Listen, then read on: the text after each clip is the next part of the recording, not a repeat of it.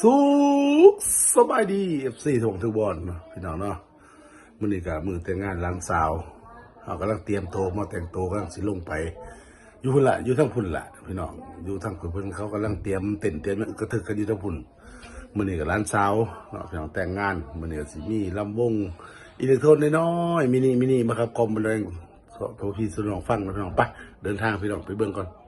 ลงไปเบิ่งของเขาไป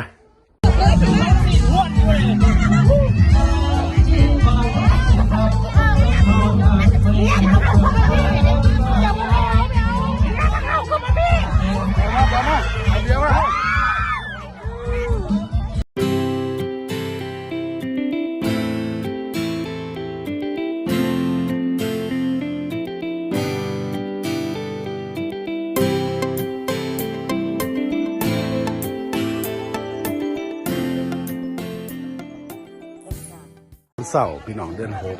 ต้นเสาร์เดือนหกร้านสาวของจ่าเนาะเป็นแบบสละโสดว่าสันเถาะ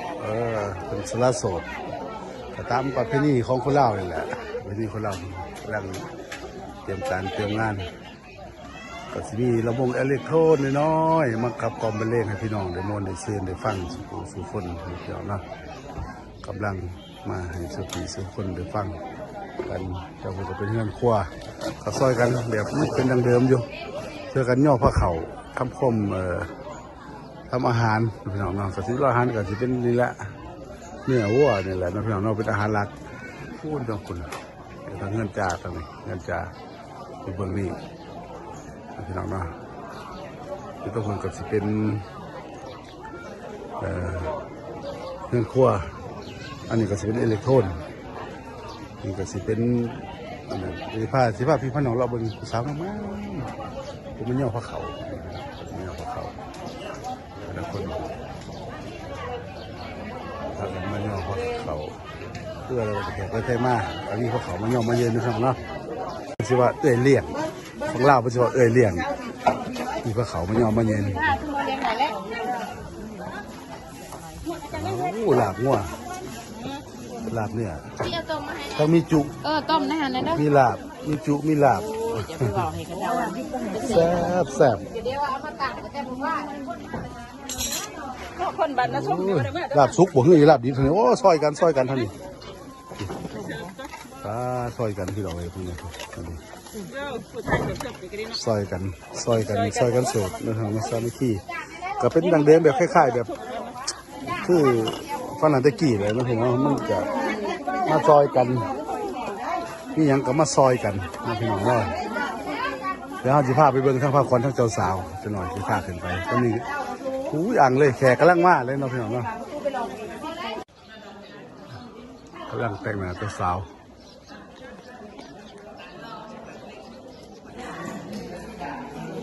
สร้างกำลังมาแต่งหน้าเจ้าสาวเป็นหน้าให้เจ้าสาว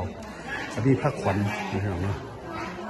ก็มีผู้เฒ่ามาแต่งผ้าขวัญโอ้ยเอาคลิปบ่ทันตอนผู้เฒ่ามาแต่งผ้าขวัญเอาคลิปปนบ่ทันแล้วเนาะ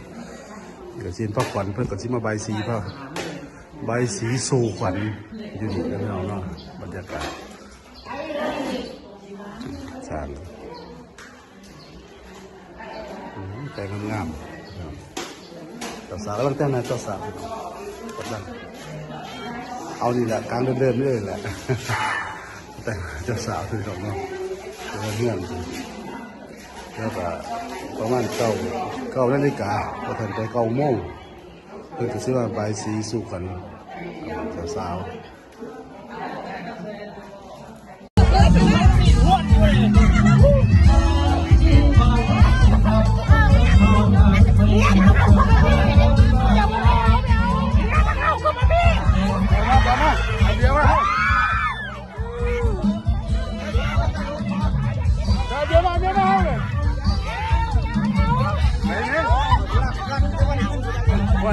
คุณละเศร้า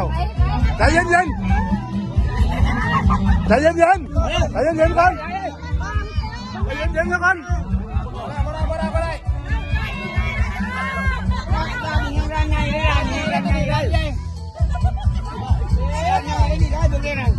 ไม่หนักเลย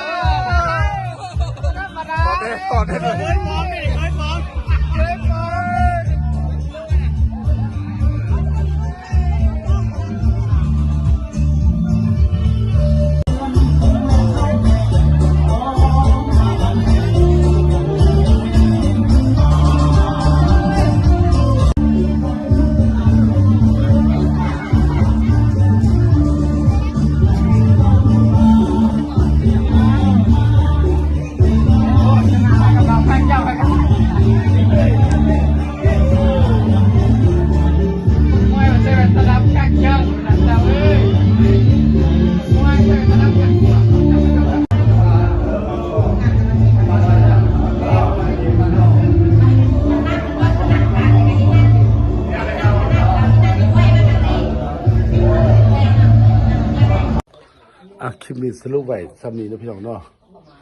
ก็สรุปไว้ซ้ำนี้งานร้านสาวนะพี่น้องเนาะขอขอบใจไปทาง FC ทุกหม่องทุกบอน